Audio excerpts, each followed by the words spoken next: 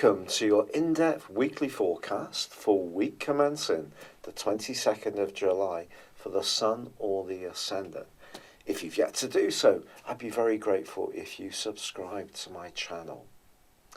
This month has been rather intense to say the least, but from all the emotion that's been generated by the eclipses, we now move into the sunshine. Because on Tuesday of this week at 3:50 BST, the Sun makes its way into the sign of Leo. This is, if you like, it coming home. The Sun governs the sign of Leo.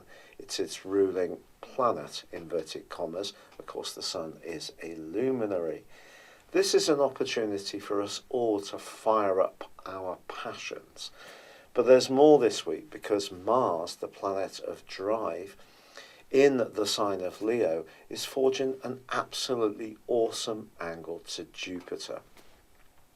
Jupiter may be continuing to retrograde through to the 10th of August, but it's still the planet of expansion, and in the fire sign of Sagittarius, it's linking in a fire triplicity to Mars in Leo. When Mars and Jupiter get together, they're asking us to be as optimistic as possible, to really be much more on the front foot, to initiate, to be proactive. And with Venus moving into Leo also as the week draws to a close, we're seeing a real shift of energy.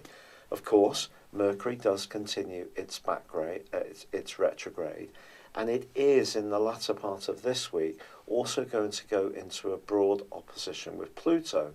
So there could be somebody who is inclined to be rather dogmatic, to be rather opinionated, to want everything on their terms. And also, as the week draws to a close, the Sun does start to clash with Uranus, which is rather a lively influence to say the least. Uranus is about freedom, the Sun is about our very being. So it's possible that when it comes to the way that we want to enjoy life, which is essentially what Leo is encouraging us to do, we may find ourselves being much more impulsive. This could be around our love life, it could be around food and drink, it could be about just burning the midnight oil. But some kind of rebelliousness or impulsiveness is definitely possible at the end of this week.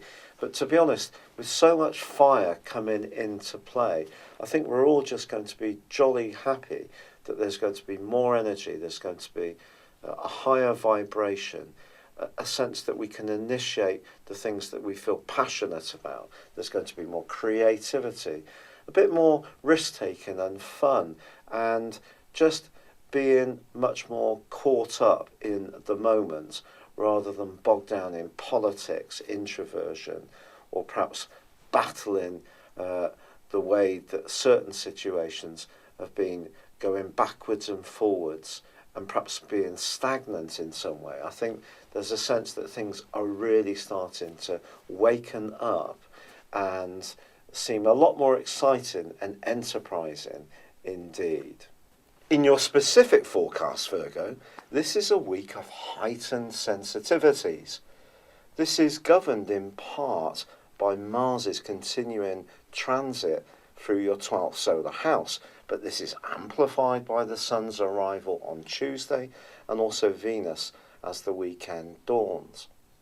But Mars is forging an amazing angle to Jupiter this week, and someone can surprise you with the warmth and thoughtfulness that they invest in a gesture or even a gift, which can really lift your heart. But the Sun moving into this area is an opportunity to go through a bit of a period of reflection.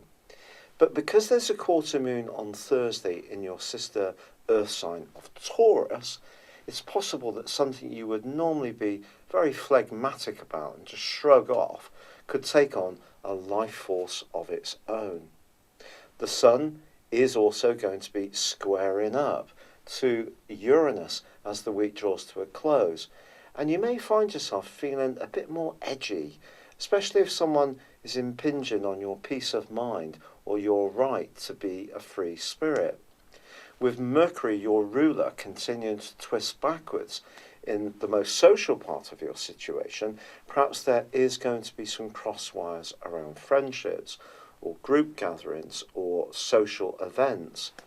What I would say is you are entering a period of time when it really is the quality rather than the quantity of the associations you have. So look to be a little bit more protected about yourself and your sensitivities as this week draws to a close. It's been a real pleasure being with you. As I said before, I'd love it, be delighted if you would subscribe to my channel, like or comment. And if you've yet to do so, please click on the link beneath this video to check out my new personal horoscope store, which has a lot of exciting charts based on your time, date and place of birth. But for now, good luck and goodbye.